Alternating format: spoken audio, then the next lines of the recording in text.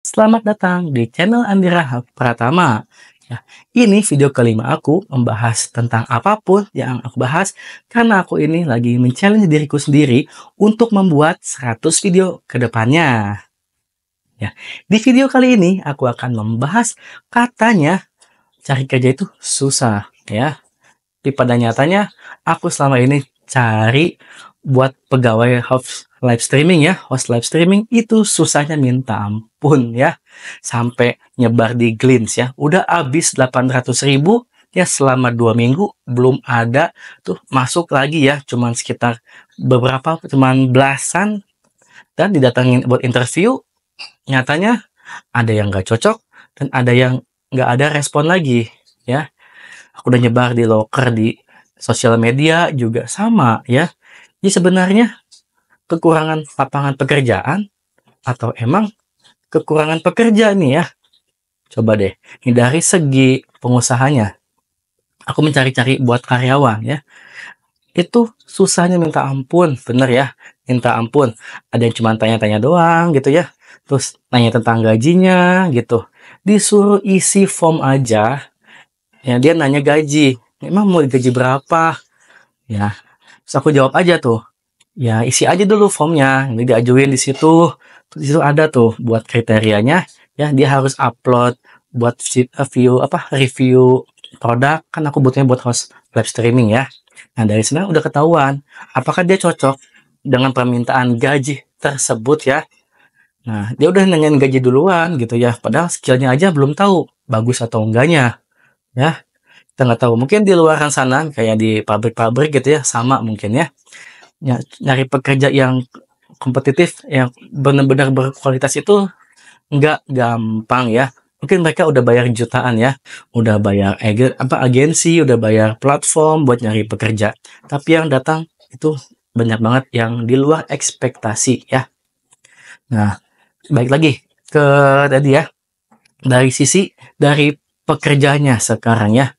Mungkin dari pekerjanya aja itu ya, yang mungkin pengen gajinya sekian, padahal ya skillnya nggak ada sama sekali. Ya contohnya, saya baru keluar SMK atau SMA ya, dia minta gaji UMR ya, atau lebih bahkan. Padahal mereka itu nggak punya skill ya, lulusan SMK misalnya. Itu banyak yang lintas jurusan, misalnya harusnya dia SMK di teknik mesin, ternyata dia kerja di pabrik itu cuman buat kayak nempel-nempelin isolasi ataupun pindah-pindahin barang doang ya. Terus skillnya bisa digantikan ya sama robot ya. Ya. Aku dulu tuh engineer buat bikin mesin-mesin kebutuhan line produksi ya. Nah, dari zaman dulu juga aku udah kerja itu udah digantikan orang-orang itu sama robot ya. Cuman bukan robot berbentuk manusia, masih robot kayak tangan robot gitu ya. Nih, misalnya, dulu misalnya ya pengen bikin mobil itu ya, itu misalnya harus pakai berapa orang tuh. Nah, dengan teknologi otomasi itu bisa mengurangi banyak orang atau bahkan sama sekali nggak ada orang di line produksinya. Cukup satu orang maintenance ya bisa ngerawat tuh semua peralatan dari line produksi tersebut ya. Itu benar-benar orang yang berkualitas itu ya, si maintenance itu dia ngerti ya bagaimana mengatasi masalah pada robot ya, mengatasi masalah pada ini. Nah, yang pekerja kasar gitu itu gampang banget digantiin ya. Makanya nih, kalau emang mau minta gaji sekian, itu sadar diri dulu ya, kemampuannya berapa ya. Jangan tiap tahun demo minta naik gaji ya, tapi skillnya gitu-gitu aja. Lama-lama perusahaan juga keberatan loh ya. Misalnya, aduh udah kegedean nih ngegaji orang dengan skill kayak begini ya. Perusahaan punya beberapa langkah. Misalnya yang pertama itu dipecat-pecatin semua ya, kasih pesangon misalnya, terus ganti sama robot ya, lain produksinya nggak ada demo, nggak ada kenaikan gaji, cukup satu aja orang buat gaji tuh ya, maintenance doang misalnya ya, 3 shift tinggal 3 orang maintenance tuh ya, cukup. Yang kedua, udah masa keberatan, dia bakalan pindah lokasi ya.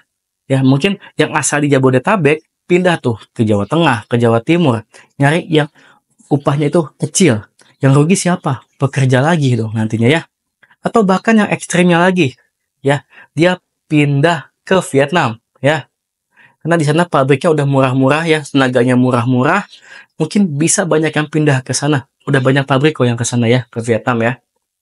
Karena di sana regulasi dari pemerintahnya juga nggak apa ya, nggak aneh-aneh. Jadi para pebisnis itu gampang banget buat investasi di sana ya. Pekerja murah, regulasinya juga nggak aneh-aneh, nggak macam-macam ya, nggak banyak korup mungkin ya.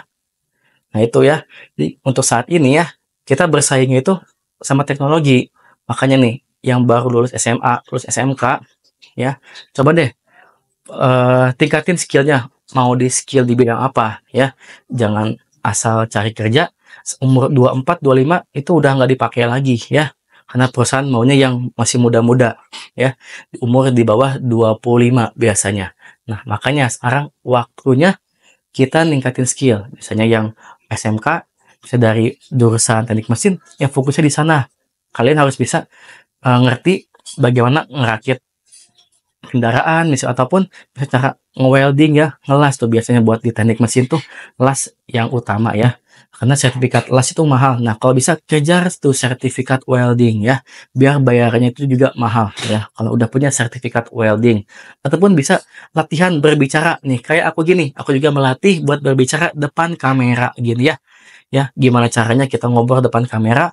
Aku biasa buat bikin video-video review ya. Itu gampang banget kalau bikin video-video review. Tapi kalau kayak video sharing cerita ngobrol kayak gini depan kamera, awalnya aku kikuk ya. Mau ngobrol apa ya, mau bahas apa. Lama-lama ya mungkin terbiasa. Ini juga udah lumayan ya, udah lumayan di episode 5 ini ya. Udah rada-rada nggak bingung-bingung ya. Coba lihat, di episode 1 masih bingung-bingung ya. Mau ngomong apa. Sekarang udah mulai sedikit lebih lancar dari sebelumnya. Ya itu ya, dari dua tadi ya. Dari segi pencari kerja dan dari segi pencari pekerja ya. Sebenarnya bisa dibilang ini seimbang ya. Atau bahkan kurang ya. Karena kalau dilihat tadi ya, kasus tadi, kita sebenarnya nggak kekurangan pekerja ya. Cuman pekerjanya aja yang ekspektasinya gajinya pengen tinggi ya. Nah, yang kedua, bukan lapangan kerjanya yang kurang. Tadi lagi, balik lagi. Pekerjanya aja yang nggak mau kerja di tempat itu, ya. Padahal kalau dipikir-pikir, ya kenapa enggak diambil dulu aja gitu ya. Kita cari pengalaman. Siapa tahu dari pengalaman tersebut bisa mengantarkan kita ke kesempatan lainnya. Makanya coba nih, buat para pekerja, kalau ada tawaran-tawaran ya, cobain aja dulu ya. Jangan langsung, ah gajinya kecil, ah ini. Siapa tahu ya, ownernya atau atasanmu nanti itu bagus ya. Karena yang penting itu atasannya yang bisa mendidik, bukan gaji yang gede ya. Itu yang penting. Ya, semoga video ini bermanfaat buat teman-teman semua yang suka dengan pembahasanku latihan ini ya. Selama 100 video ke depan, bisa tolong di subscribe channel ini dan bantu like dan share-nya ya. Kalau emang ada yang ingin ditanyakan, kita diskusi di kolom komentar.